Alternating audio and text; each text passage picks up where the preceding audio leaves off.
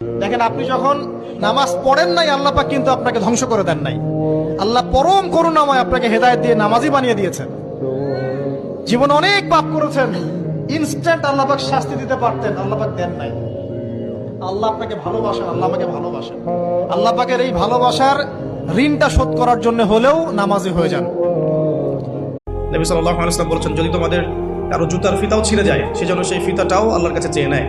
প্রতিটা বিষয় আল্লাহর সাথে শেয়ার করতে হবে। আল্লাহ, আমার চাকরির দরকার, আমার রিজিকের সমস্যা, আমার পারিবারিক সমস্যা, আমার ব্যবসার সমস্যা, আমার ইলম অর্জন করতে চাই, আল্লাহ ইলম দান করো।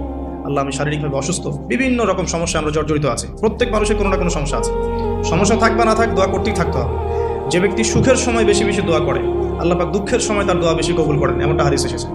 যে ব্যক্তি সুখের সময় ভালো আছে, এখন আমার ফিজিক্যাল আমি ফিট, এখন আমি আল্লাহ পাকের অসীম নিয়ামতের মধ্যে আছি, বাড়ি গাড়ি টাকা করি, আত্মীয় স্বজন, স্ত্রী সন্তান সবই আছে, আমার কোনো কিছুর অভাব নাই। এরকম সুখের সময় যে ব্যক্তি বেশি বেশি দোয়া করবে, ইস্তেগফার করবে, ক্ষমা চাবে, আল্লাহ পাক দুঃখের সময় সেই বান্দার পাশে থাকবেন ইনশাআল্লাহ। আর সবচেয়ে বড় দুঃখের দিন তো কিয়ামতের দিন। আল্লাহ পাক সেদিন ইনশাআল্লাহ আমাদের সাথে থাকবেন।